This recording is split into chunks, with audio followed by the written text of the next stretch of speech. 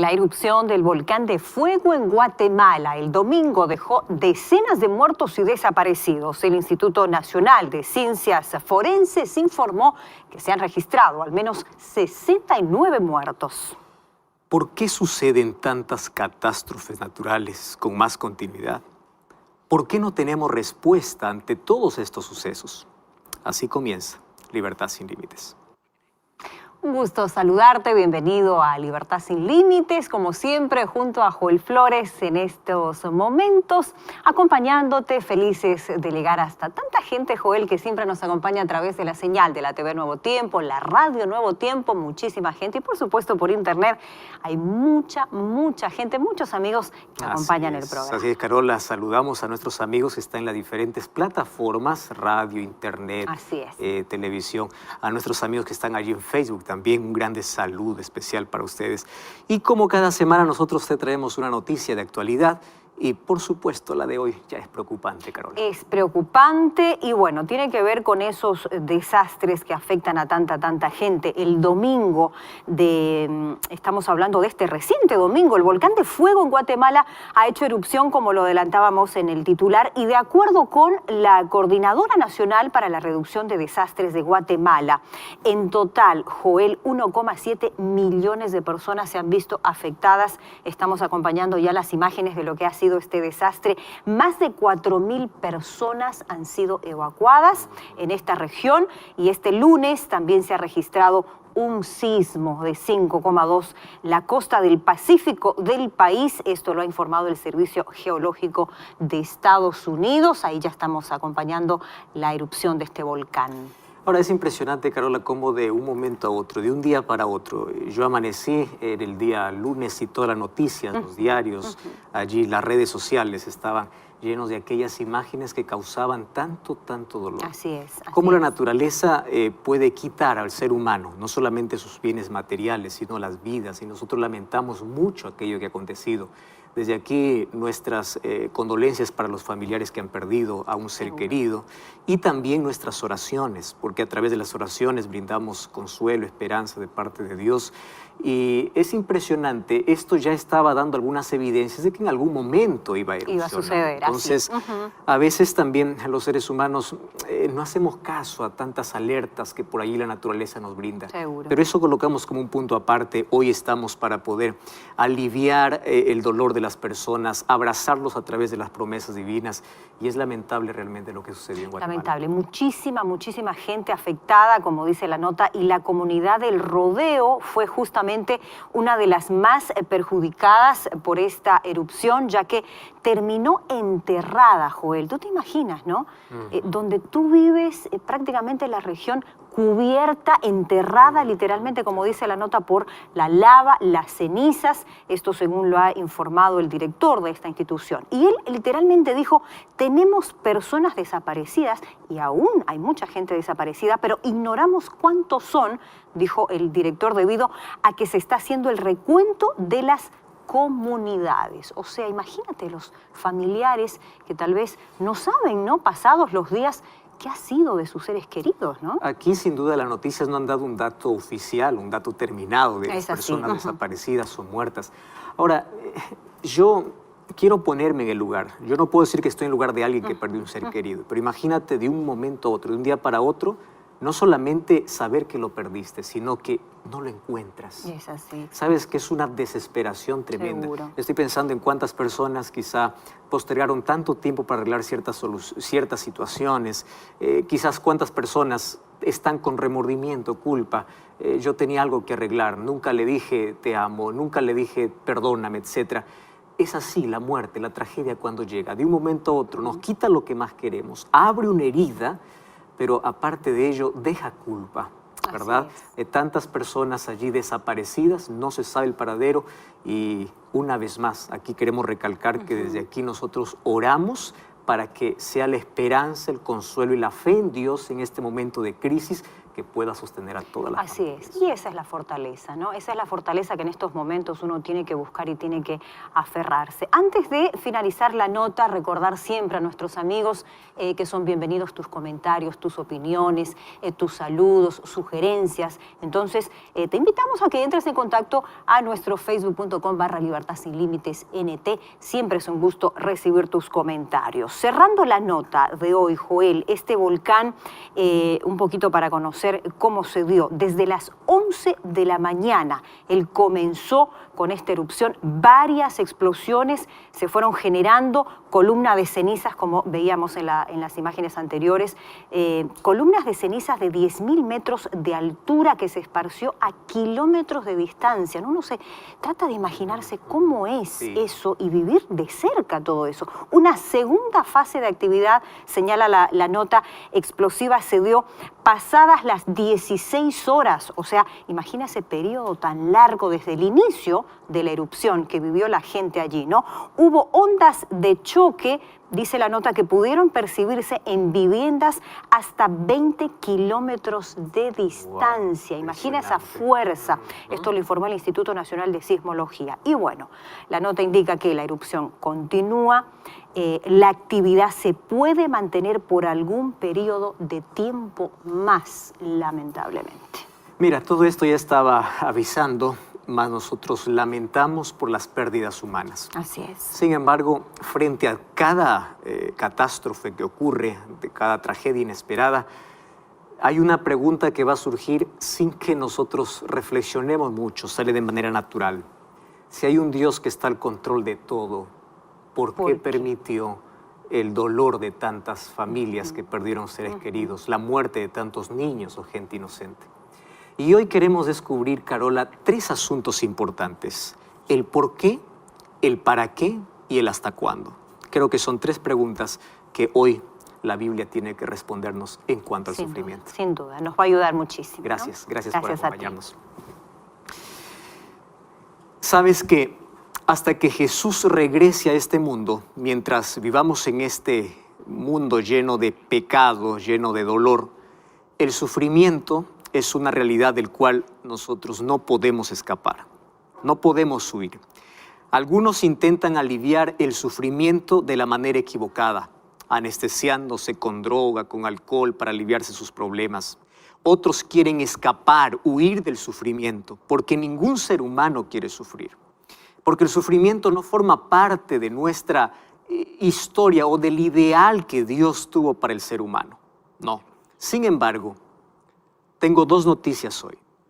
La noticia mala es que mientras estemos aquí en este planeta que está contaminado por el pecado, el sufrimiento va a tocar en algún momento nuestra vida. Tragedias, desastres, problemas, cáncer, dolor. El sufrimiento es inevitable. Sin embargo, ¿cómo nosotros encaramos el sufrimiento? Hay 2 maneras de hacerlo: con fe y sin fe. Sin fe tú enloqueces, te desconsuelas, no hay esperanza. Con fe el sufrimiento también llega a la vida, pero en lugar de enloquecer, uno empieza a correr a un refugio que es Dios. Entonces, la buena noticia de todo esto es que el sufrimiento está llegando a su final. Y mientras veamos más catástrofes seguidas, más tragedias seguidas, más dolor, mientras veamos también más inmoralidad, más violencia y al mismo tiempo más indiferencia de parte de la humanidad, eso es una señal de que mientras más se agrava el sufrimiento es porque está llegando ya más a su final. Y ese final Cristo lo pondrá cuando Él venga, para colocar punto final, no solamente al sufrimiento, porque el sufrimiento es el resultado de. Cristo vendrá para poder poner punto final al pecado, porque eso es el causante del sufrimiento, del dolor, y detrás del pecado hay un autor que es Satanás. La destrucción de Satanás, del pecado, acabará con la muerte, sufrimiento, tragedias, catástrofes y todo lo que hoy existe. Sin embargo, hoy queremos dar una respuesta vamos a colocar 3 respuestas cada vez que nosotros enfrentamos el sufrimiento.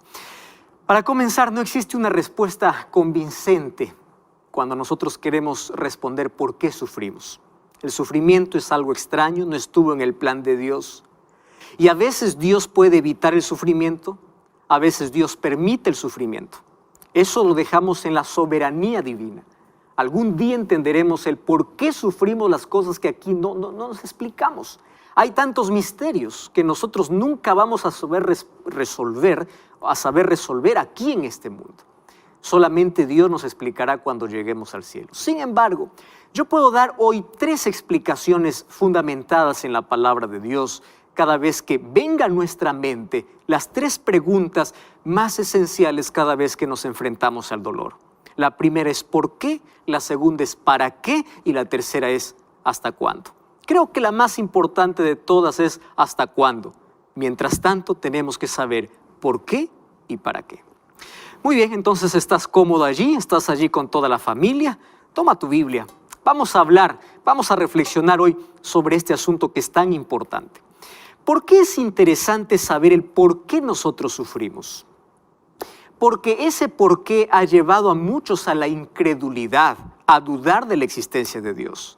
La mayoría de personas ya no quiere creer más en Dios porque ellos raciocinan así.